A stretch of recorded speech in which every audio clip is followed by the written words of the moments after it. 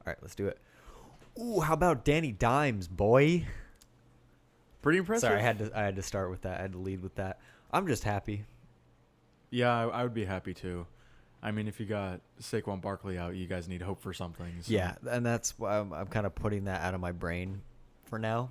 We'll see how that goes. It's only 4 to 6 weeks, I think, was the injury report, right? Yeah. Well, I mean, not I that would bad. I would have hoped that Daniel Jones got out to a slower start so that you guys start tanking a little bit without Saquon Barkley, and then you're in a really good spot to like pick up Chase Young or something. You got a top 5 pick or whatever. Man, what are you You talking still about? might. We don't need no number 1 pick when we have the GOAT, son. You need defense. His name is Danny Dimes. We did only win by 1 point in that game, so that was Yeah. our defense is hot garbage. But we'll talk Yeah. about that later. Right.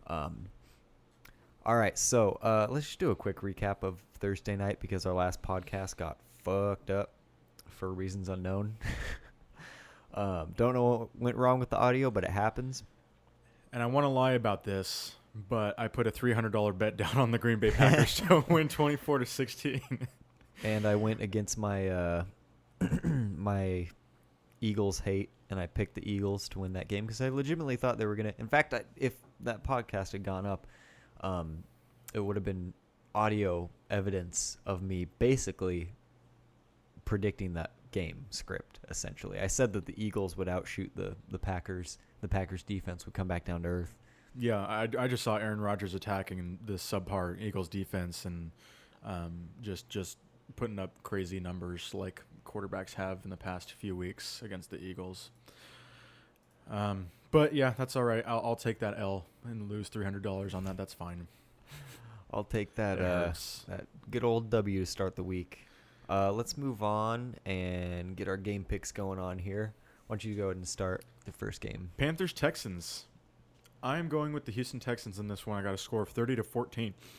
30-14. And my winning factor is the Texans' ability to shut down Christian McCaffrey. Because the Panthers had a solid bounce back game against the Cardinals with a backup QB, and that's because the Cardinals could not contain Christian McCaffrey. He got 58% of all offensive touches, which might not seem like that much, but take in consideration that rushing plays have accommodated for only 41% of all offensive snaps so far this season. So he's got a big workload, especially with a backup quarterback. A simple solution for the Texans is to double up on Christian McCaffrey and trust your secondary against a second-string quarterback with a glaring lack of pass-catching talent and let Deshaun Watson do his thing on the other side of the ball. Yeah, I got the Texans as well. I mean, if you recall, I think it was the Week 2 game versus the Buccaneers. The Panthers pretty much shut down McCaffrey. They just took him away, spent all their defensive resources on stopping him. And, of course, that was with Cam Newton as a quarterback, so it's a bit different. But I love Christian McCaffrey, but I love Deshaun Watson at home more.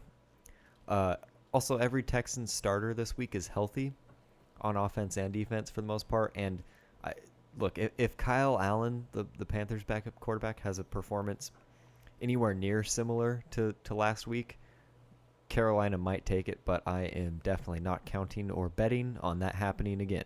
Yeah, I'm putting a $175 bet on that one. So I suppose we'll see. I have pretty solid confidence in the Texans this week. Browns and Ravens. You want to start off on that one? Yeah, let me find it first. So I got the Ravens. I think they if they played anybody but the Chiefs and maybe the Patriots, they'd be sitting at 3-0 heading into this game. They're going to move to 3-1 for sure. The Browns defense won't be able to handle Lamar Jackson, especially on the ground. I think he's going to switch it up and like he did last week and run for a good chunk of yards. And look, man, he is like virtually unrecognizable from last year. Like he's a legitimate MVP candidate on the league's current number 1 offense in total yards. They got a brand new playbook just catered to him. Yeah, and the Ravens' run defense has been surprisingly good so far this year. And I think it's going to, in this game, Baker's going to be forced to throw the ball a lot, maybe like 40, 50 pass attempts possibly. And if the season continues like it has been, that will end up with him making a lot of bad decisions and mistakes. Yeah, that's where my winning factor comes in. I have the winning factor for me is the Ravens defense getting in Baker Mayfield's head because Mayfield has the second highest pick count and the lowest QB rating of all starting QBs. So the Ravens have a couple of ways to capitalize on this on the defensive side. The Browns will have to turn more to Baker Mayfield early because the Ravens' offense will get on the scoreboard fast, and the Browns need to match their pace. The Ravens could also apply pressure with blitzes, forcing Mayfield to get rid of the ball quickly and make mistakes in hurry-up mode. And they could also use a nickelback on a good amount of snaps to give Baker Mayfield time, but make it difficult for these star receivers to get open because most of his picks have been just completely not under pressure at all. Just mistakes, Right, just bad mistakes decisions on his part. Yeah. So use a nickelback on a lot of snaps. Don't even have to blitz. But yeah, using a nickel would be a good way to prevent star receivers from getting open in the first place. So yeah, the Ravens D is my winning factor. Yeah. The Browns are at plus 245, Ravens at minus 290 at home. I'm going to take the Ravens with a $290 bet to win 100. I have that score 35-17. Moving on to Chiefs-Lions. I have the Chiefs in that one pretty obviously, 35-24. The Lions brought all their chess pieces to Philadelphia and managed to manufacture a win in Week 3 against a very weak Eagles secondary. Possibly the weakest in the league. Right. But unfortunately for them, they rank around 10th in the league in terms of both offensive and defensive yards. And they just need more to stay in the game with Patrick Mahomes. They're a good team, but they need a lot more to compete with the Kansas City Chiefs. There's no way they're going to be able to match the firepower, simply. Yeah, I have the Chiefs winning 35-24, putting a $200 bet on the Chiefs. They're at minus 270. Lions are at plus 230. It's in Detroit. The Chiefs may be the safest bet, I think, so far this year. You might as well just put every single bet on the Chiefs and the Patriots. Yeah, I mean, the Lions are the Lions. They shouldn't be undefeated to start this season technically because that tie, they'll come back down to earth, and the Chiefs will remedy that. And Brett Coleman says that Patrick Mahomes is the LeBron James of football. He's absolutely right. Is probably right. He's just unfair. He's literally setting a new precedent for the quarterback position, and it's like unlike anything we've ever seen. And in an era of 26 of the starting quarterbacks were under 26 years old last week. So that a whole new generation of quarterbacks that Mahomes is leading, promising future. He reminds me so much of Aaron Rodgers, just like Aaron Rodgers Mach 2, at his best. Speaking of easy bets, Chargers and Dolphins. You want to start off on your prediction on that one? Yeah, this may come as a bit of a shocker. No, I'm going with the Chargers. Are you fucking kidding me? I mean, see, here's the thing, though. It could be a trap game since it is in Miami. And this Chargers team is looking super inconsistent. But other than home field advantage, that will be probably the only advantage that the Dolphins will have in this game. Melvin Gordon's going to be coming back possibly for this game. He's going to take over because Justin Jackson's injured. Right, so he's going to take those touches at the number 2 running back spot behind Eckler. So you got a bell cow in Melvin Gordon, and then you got a pass catching back with Eckler. I think that's a good combination. Right, he's going to take all of Justin Jackson's touches. Yeah. Which even may still be a solid fantasy play, even though he may only get 10 or 12 touches in this game. We'll see. He's going to get more. He's meant to be the starting running back. Right. They're not just going to play him he earned that starting back for a job. Or he earned that starting back job for a reason. The coach, their head coach did say, Anthony Lynn, he did say that they're going to try and ease him back into the number 1 role. But again, that can mean anything. But as it stands right now, he's in the number 2 spot. And this defense is just putrid in every category. The Chargers are going to move to 2-2, and the Dolphins will continue their sprint, just all out rush to the number 1 overall pick. I did this last week, I believe. I put a $1,000 bet against the Dolphins. The Chargers are at minus 1,100. I'm putting a $1,000 bet against the Dolphins. I might do that every single week. $1,000 against the Dolphins. It's that worth it. I'm probably going to win $60. It should be higher, dude. I know, but I don't want to do something completely unrealistic. Yeah. But yeah, I'll probably do that every week. I have the Los Angeles Chargers are winning 31-7. Patriots-Bills. Patriots are minus 300, Bills plus 250. The winning factor in this one, I got to go into the Patriots. They do a great job of recognizing the biggest opposing threats and adjusting their game plan to neutralize those threats. It's all about adjustments for them. For instance, if they're facing a great pass rush, then they'll call a bunch of quick, methodical passes for short gains, where Tom Brady throws it in half a second. Or if their defense is facing a McCaffrey-like player, they'll put 2 sets of eyes on him. The Bills don't have a huge offensive threat, in my opinion. They have a developing young quarterback, decent but not above average receivers, and Frank Gore leading their running back core. And Devin Singletary is questionable for this game. So, I mean, they're solid at all positions, except defensively they're solid at all their positions except for their defensive backs. So, again, I would expect low numbers from Sony Michel and high numbers for Patriots receivers. At the Patriots winning 28-13, $200 bet. What were the odds again for Patriots the minus 300, Bills plus 250. That's. I would think the Patriots would be more of or the Bills would be more of an underdog. Yeah, and the Patriots always lose one on the road against another a divisional AFC rival. East team, Yeah. but I don't know. That's why I was really, really tempted to take the Bills here. I mean, with the way they're playing, it'd be a pretty solid pick. But their coaches are like totally playing to Josh Allen's strengths at the quarterback position, and their defense is elite. But the Pats' defense is also elite, and their quarterback happens to also be elite as well. So definitely taking the Pats in this one. Raiders Colts. You want to get to your prediction on that? Raiders Colts. Oh yeah. So I'm predicting that the Raiders are an underdog, and I would take that bet. And I'm going Yeah, with the Raiders are plus 250, Colts minus 300 in Indianapolis. Yeah, that sounds about right. The Colts injuries swung this one for me. Even in enemy territory, at Colts, the Raiders, I think, will get a close one. T.Y. Hilton's doubtful. They got Devin Funchess on IR. Darius Leonard, Malik Hooker are all out for the Colts. They barely got by the Falcons. Barely. They won by 3 points. And I don't think they're going to get by the Raiders this week. Do you think the Raiders are even close to the Falcons? No, but I do think that the Raiders' offense will be able to do some damage against this Colts defense. Probably more than the Falcons were able to do last week, because Devonta Freeman didn't have the best game. I think Josh Jacobs will have a better game than he did. And I think Derek Carr will be able to do enough. And this defense is not good, but I just don't see I don't see Jacoby Brissett and Marlon Mack continuing their success. I don't know. I think Marlon Mack could do it single-handedly. I just don't trust him. I'm taking the Raiders in this one. Okay. I think that this game will be close enough to where the Raiders won't have to abandon the run, and that Jacobs will have his best fantasy game to date, possibly. I totally agree. But I still think that the Colts will dominate all facets of this game. I have the Colts 26-17. I'm taking a $300 bet on that one. But I do understand your point. They are pretty depleted. They are pretty injured. But if anybody is a team to rest your starters against, it's the Raiders. Titans-Falcons. Titans are at plus 186 on the road. Falcons minus 215.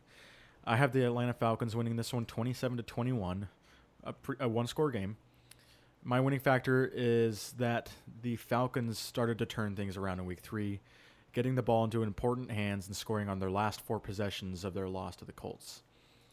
The key against this Colts defense is to spread the ball around, but the biggest damage is going to be through the air to a variety of targets, which the Falcons have. So against the Titans, they'll be able to do it. And on the other side, the Falcons have an above-average defense facing below-average everything except Derrick Henry, in my opinion. So the Titans might be upset pick of the week, maybe, but I'm giving this one to the Falcons. I don't think that I think that the Falcons turned it around enough to give me confidence going into Week 4. Again, 27-21, I'm taking a $100 bet on the Falcons. When in doubt, when you're not sure who to pick in a close one, you go with the better quarterback. Yep. And that's pretty easy right here. Definitely got to take the team with the better quarterback here. And I don't think Mariota is going to be the guy for the Titans much longer. He's never thrown for over 4,000 yards, I believe, in any season. And he's only thrown for like more than 20 touchdowns, I think, just once in his career. He was considered one of the best quarterbacks ever at Oregon. Right. Prospect. And the only Oregon player, I believe, ever to win the Heisman. Him and Jameis Winston were touted as like potential Hall of Fame quarterbacks, and they've both flamed completely out. But now I see Justin Herbert as so much better of a quarterback than Marcus Mariota. It is a big factor that It's not Marcus going to be very Mariota's been hard sacked to 17 times already this season. yeah, But it's not going to be very hard to Yeah. be better than Mariota at this point, as long as he's not a complete bust. But Mariota has a 39.4 quarterback or QBR so far, which is 24th in the league, and he's in his 5th year already. Mariota is in his 5th year, and he hasn't thrown an interception yet this season. So that rating is even with 0 interceptions, right? And so that undoubtedly changes in this game for me. The Falcons have great coverage linebackers. The Titans O-line allowed 9 sacks last game. In one game, He had 40 pass attempts last game. God. Yeah. Yeah. He's going to throw a pick, and the Falcons are going to win. I'm taking the Falcons. This week we'll save our Giants and the Seahawks games for last. Moving I on want to do that. Moving on to Buccaneers. I don't know if I can Rams. contain my excitement. Yeah, well, I mean, it'll leave us off on a good note probably.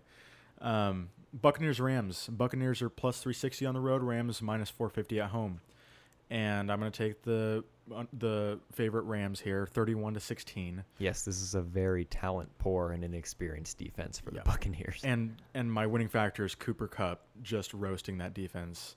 The Buccaneers are going to be without their rookie Devin White for the second time this season, and the middle of the field will pay for it because the Rams already have a great rushing attack with Todd Gurley, Darrell Henderson, and who is their other quarterback or running back?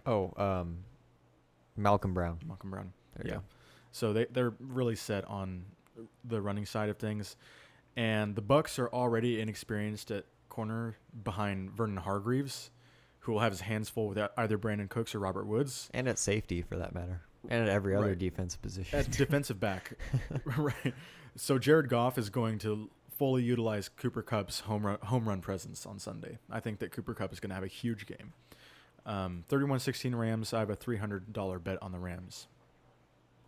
I'm with you there. I got the Rams. That's a pretty easy one. Yeah, Jared Goff has not looked like a number 1 overall pick, really, to me this season. He's looked more like a backup with his play so far. But I think he's going to get back on track this week. This defense sucks ass. They let a rookie quarterback torch them for 4 total touchdowns last week. Can you Are you believe taking that? away credit from that rookie Can you be- quarterback? No, because he's the GOAT, and I expected it. Right. But that doesn't change the fact that he's a rookie quarterback. And Winston will also come back down to earth against a really underrated Rams defense. They're like top of the line, top of the league so far this year. And Aaron Donald's completely underproducing on the stat sheet. Yeah, but and they're he's still absolutely still disrupting. They're still killing plays. it. Yeah. Yeah. I don't know if he has a sack yet. He might have just 1 sack this season so far. Anyways, yeah, if Winston had been facing any other defense other than the Giants last week, he would have had multiple interceptions. I'm pretty sure we dropped like 2 easy picks in that Yep. game. Yeah. He's gonna stink it up again, and the Rams are gonna win easy. What was your score for that? 31-16. Yeah, I was gonna say multiple touchdowns for the Rams. Big lead. Jaguars Broncos. Jaguars are plus 144 on the home or on the road. Oh, interesting. I'm going to take the Jacksonville Jaguars on this one. Broncos are minus 166 at home. Jacksonville Jaguars are going to win this one 19-16. And the winning factor is going to be the Jaguars defense versus Joe Flacco. That's not going to be Minshew's mustache? I want to give credit to Minshew and his mustache, but it's hard to put so much faith into a rookie quarterback that's played 1 game. That is a solid point though. With Flacco. Right. The Jaguars return to their Saxonville form. Yeah. Putting up 9 sacks against the Titans. And although the Titans are infamously the worst pass blocking team probably of all time, the Jaguars are going to give the Broncos a hell of a night.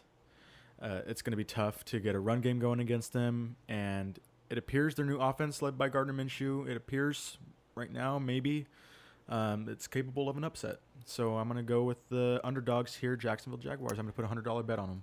I mean, it was technically an upset when they beat the Titans, right? I don't remember. I have to look, but I'm sure it was. Yeah. Without Nick Foles, without the best backup quarterback of all time leading your team. He is the best backup quarterback of all time. Gardner Minshew's got big shoes to fill. But look, man, I refuse to believe that Von Miller and Bradley Chubb will remain sackless again after 3 games. It's crazy. It's insane. Actually, you know what? Let me rephrase that.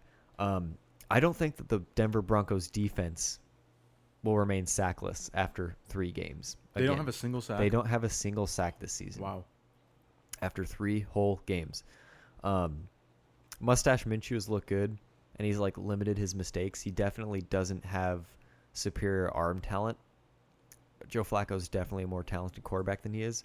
I mean, Minshew still is the greatest 6th-round quarterback that's ever been picked ever. He's just very decisive with the ball. He's a very smart kind of game manager type quarterback who's not going to turn the ball over a ton. But he's also a rookie. And when rookie quarterbacks go up against veteran defenses with a Hall of Fame pass rusher and a Hall of Fame defensive-minded head coach, that usually doesn't go well. Right. And I talked up and was super excited for a Vic Fangio-led Broncos defense this season. And they really, I really hope and pray that they don't make me feel like a dumbass again for a 4th game in a row with that sackless streak. It's insane. And also, who the hell knows what's going on with Jalen Ramsey? There's been such a weird Odell Beckham Jr. like situation with him so far this season with the drama. The thing is, I think people are kind of numb to that Odell Beckham Jr. Oh, stuff no, for sure. Because of everything else that's been going on. Yeah, and that's why this Ramsey stuff hasn't been getting a lot of traction. But right. He looks like a baby pouting because his team's doing bad. Like, I think they did confirm that he flew with the team. Yeah, he's with the team right now. Yeah. He's probably going to play. I mean, who knows? He might not even play. Who knows? He might sit the game out because of illness or whatever. He didn't go to practice because of like family time or something. Yeah, that's why he was away for the week. Yeah. Anyways, moving on. Vikings Bears. Vikings plus 120. Oh yeah, well I took the Broncos in that one as well. Sorry, I forgot to ask. You said they were an underdog, right? Broncos are favorites at home. Oh, okay. Yeah, I would take that. I can't believe that this defense is gonna underachieve again against a rookie quarterback. I think the Broncos take it. You want to say that for a 4th time? I'm saying it so many times because I'm trying to make myself believe it. Vikings Bears. Vikings are at plus 120 on the road, underdogs, which is incredible to me. Bears are at minus 138. I can't put trust in the Bears really. I mean, no, not at all. Vikings are going to win this one 28-19, and the winning factor is going to be the run game. Oh, you think the score is going to be that high? I think the Vikings can put up that many points. And, given that Trubisky did have a good game against the Broncos, he's capable of it. I think that he'll be able to, something's going to light a fire under his ass in the 4th quarter. He might get a garbage time touchdown. But anyways, the winning factor for me is the run game. I predict it's going to be a run-heavy game since neither pass defense is very electrifying to me. Yeah. Trubisky, and the Vikings are like a 90s team now. They play hard defense and just pound the ball 30, 40 times a game. Trubisky does throw it a lot, but the Vikings defense is more than a match for that pass offense. And even though Khalil Mack will probably have a big impact in this game, I have trouble trusting Trubisky and a rush attack that's not been fully utilized over Dalvin Cook and Kirk Cousins and Stephon Diggs and Adam Thielen. I don't have that offense beating that other offense. It's really weird that you pay a quarterback, like you give him an $84 million contract and then you have him throw the ball 10 to 15 times a game for the Vikings. It's a weird situation with Cousins, but that being said, it's important to not get stuck on the fallacy of sunk costs, though, which is a betting term.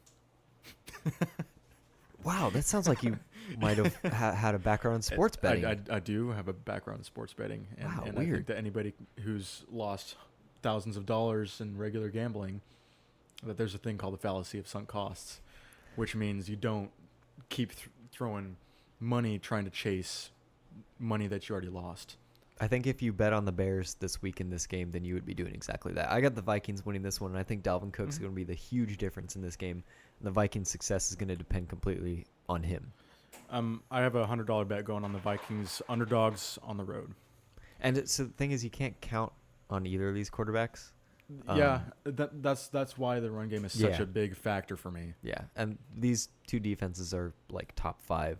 And I think this is going to be a low-scoring game unless the defenses ball out and start scoring touchdowns instead of the offenses. Yeah. I think that's a very real possibility that the defenses might actually score more points than the offenses. I think it's a low-scoring That's game. very possible. Yeah, I got the Vikings. Cowboys and the Saints.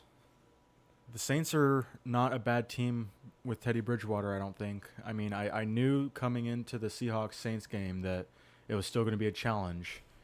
But, yeah, Teddy Bridgewater Man, imagine how is... much they would have gotten their ass beat if Drew Brees played in that game, huh? Oh Think my about God. The winning factor for me in that one is the Saints' pass defense. And probably every week I'll say something about how the Saints' pass defense is going to get their goose cooked by whatever QB they're facing.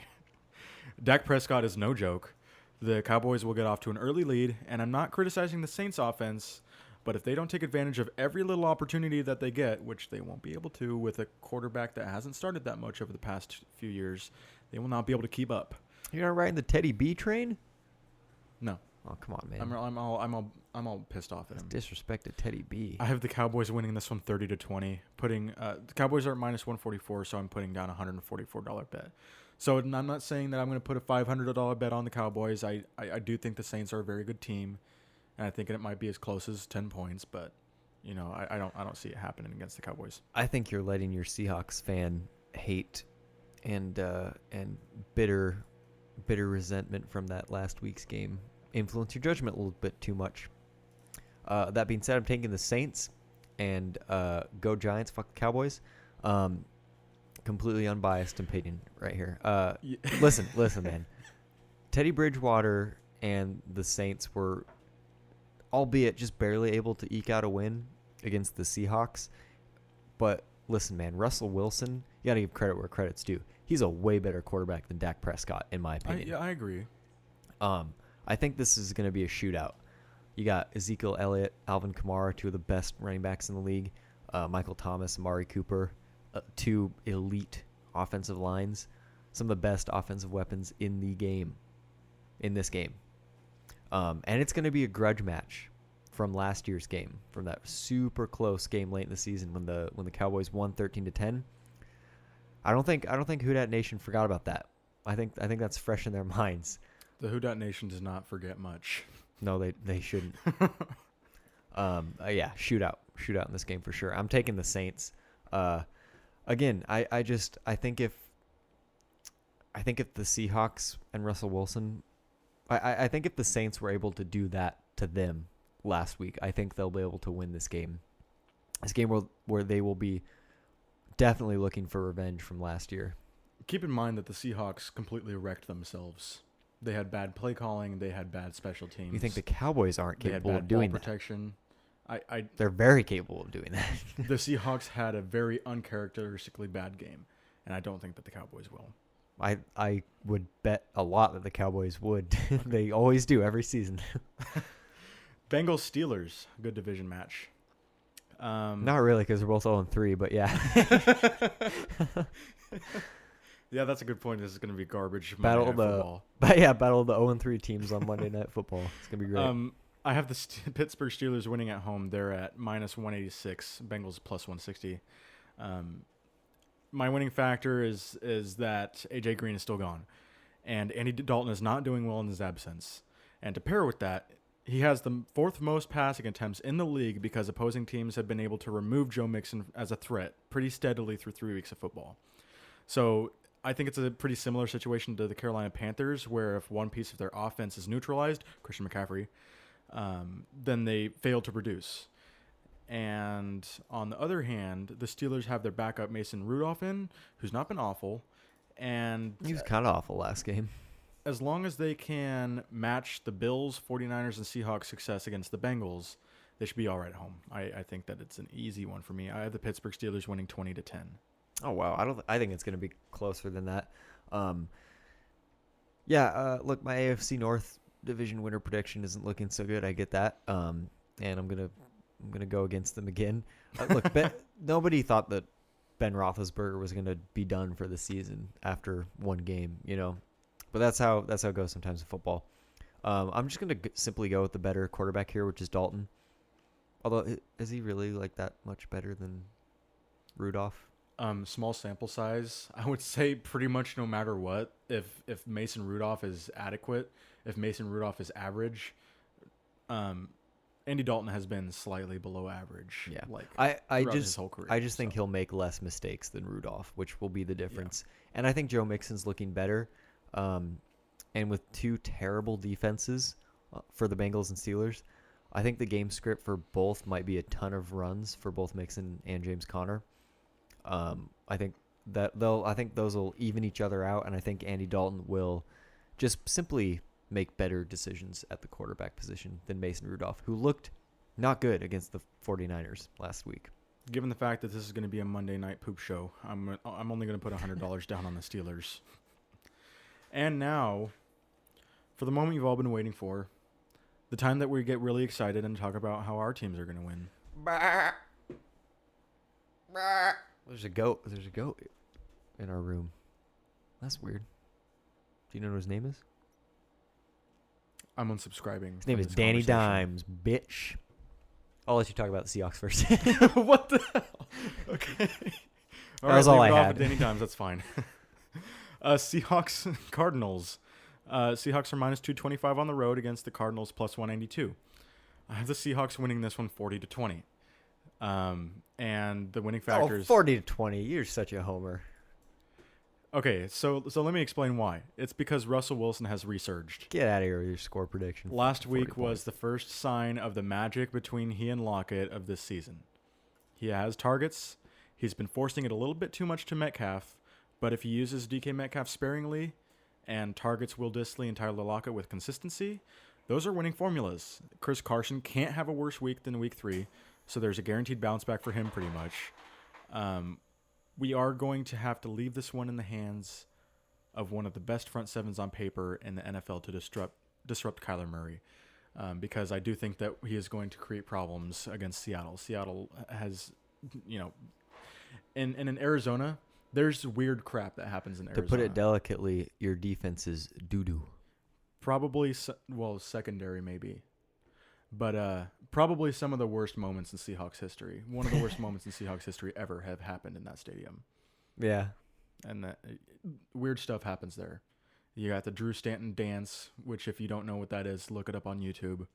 But it is absolutely hilarious. Like, the Seahawks lost that game, but I still had a great time because in the clinching moment of that game. Is that where Drew Stanton was like dancing on the he was sideline? like running and dancing, Yeah. like windmilling his arms and like I punching the remember air. It's great. But I have the Seahawks winning this one 40-20. I'm going to take a $250 bet on them. I love them, and I think they're going to win. I do have similar reservations that I had against the Saints, but I do think that we can pull weight with this one. Yeah, last week Kyler Murray had 30 completions for 173 yards. I don't think he can possibly be that ineffective 2 weeks in a row. How many even though yards? he's a rookie. How many yards per attempt is that? That's like probably like 4 yards per Yeah. carry. It was like per 4.4. attempt. That's awful. Yeah, and Will Dissly's on the rise, and so far tight ends have absolutely destroyed the 30th ranked Cardinals defense. You had T.J. Hawkinson and somebody else in week 2, but tight ends have just absolutely obliterated the Cardinals defense.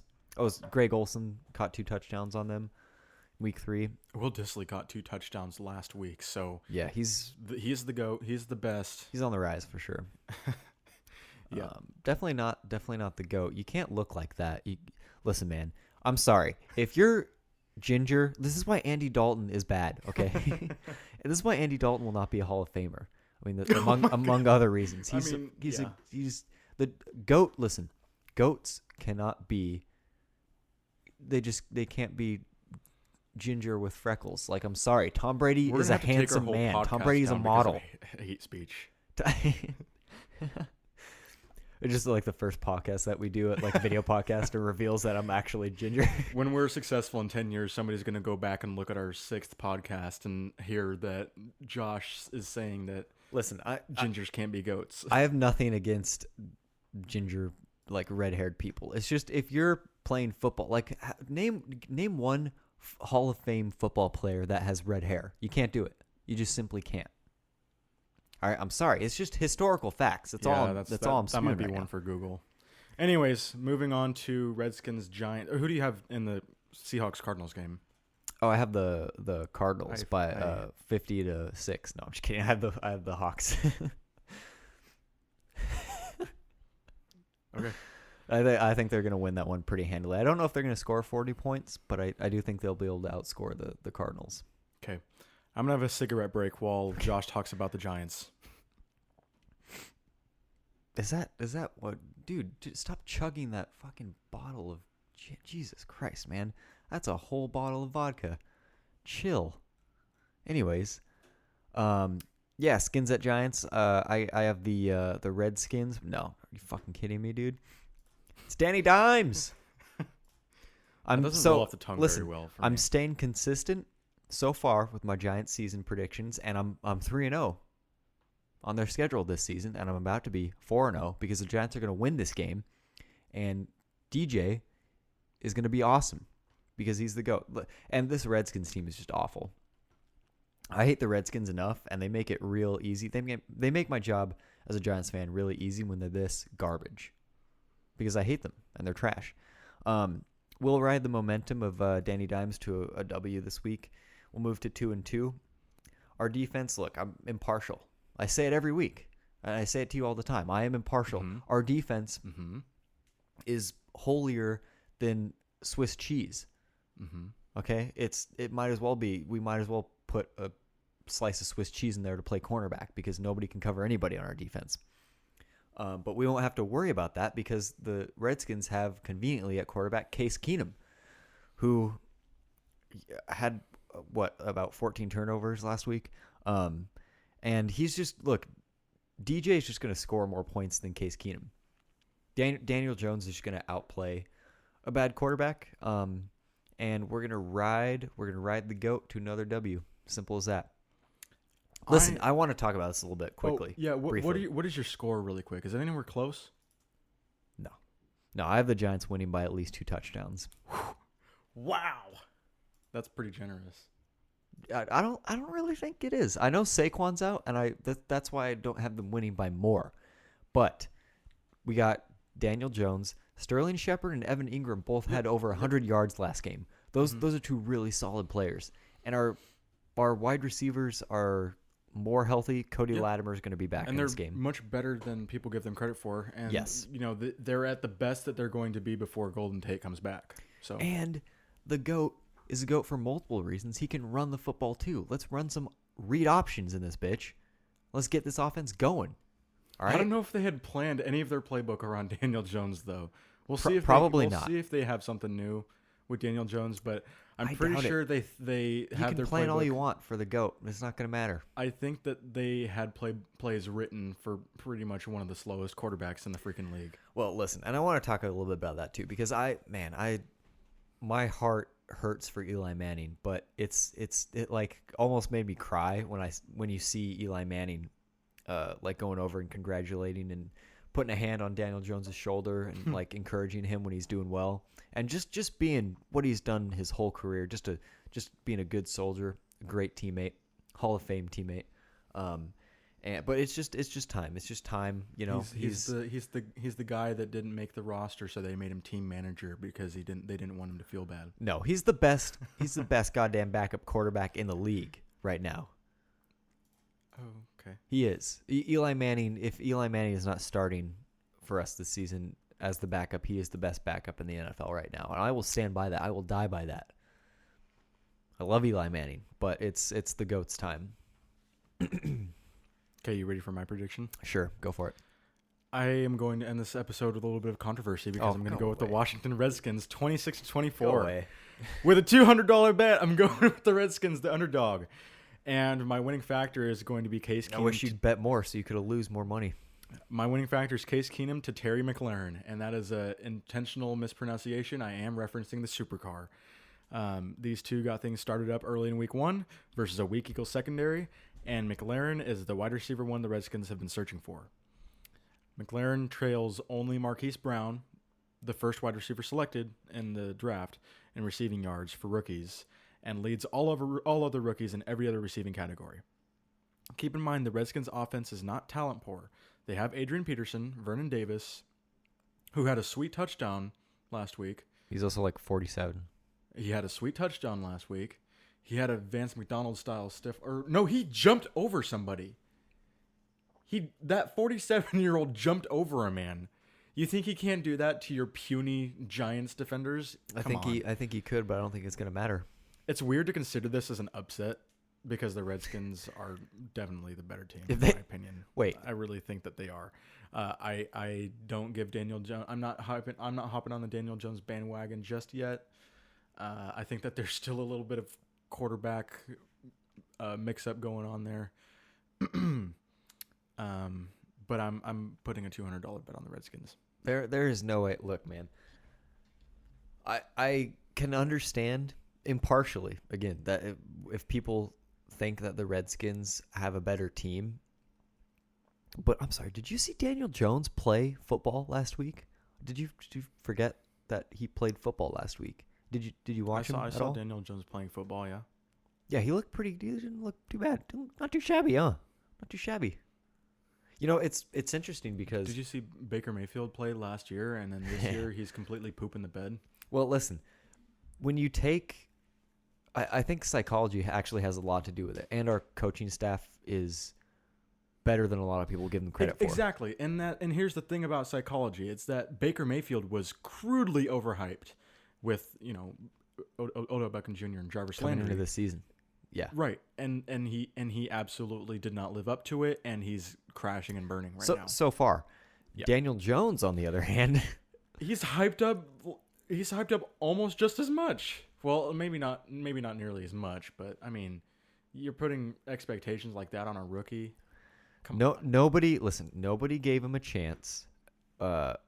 Nobody, including myself, predicted that he was going to get picked by the Giants number 6 overall. I was just as surprised as everybody else. People had him graded as a second rounder even. He had the lowest expectations out of any quarterback in recent memory picked in the top 10. In fact, nobody thought he was even going to start this season because Eli Manning was still on the roster. God bless his beautiful heart. Nobody expected the Giants to make this decision this early in week 3. But isn't this just a testament to how good they are and how good Daniel Jones is? Because even with everybody trashing him, what a steel mind trap Daniel Jones must have. One game is not a testament of crap. No, but what a fantastic attitude. Like, could you think you could handle all the shit that Daniel Jones had to deal with after being picked? You think you could mentally deal with that? I'd probably lock myself in my room and cry. Well, Daniel Jones looked like he was crying on the inside. He always looks like that. He's got the kind of face where That's called if he's handsome. smiling. If he's smiling, you know that he looks. Yeah, broken that's inside. called being an attractive man. We are talking way too long about I Daniel know. Jones. This is I too love much. it. Let's talk for another hour about Daniel Jones. It's perfect. We're at 42 minutes. Let's end this shit.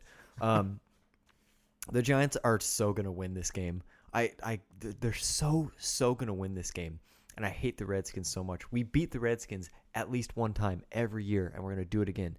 Easy pick.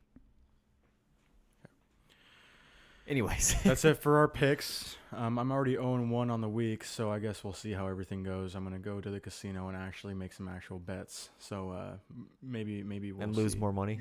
Possibly. I'm not actually gonna bet $200 on the Redskins, but Please do. I beg you. I want to see your face when Daniel Jones throws for like 6 touchdowns. yeah, things would not be good in this house either way. I don't mind eating my words either if we lose next week because nobody has high expectations for this team. As a fan, you just gotta stay positive, stay hyped. That's why football is great. See ya.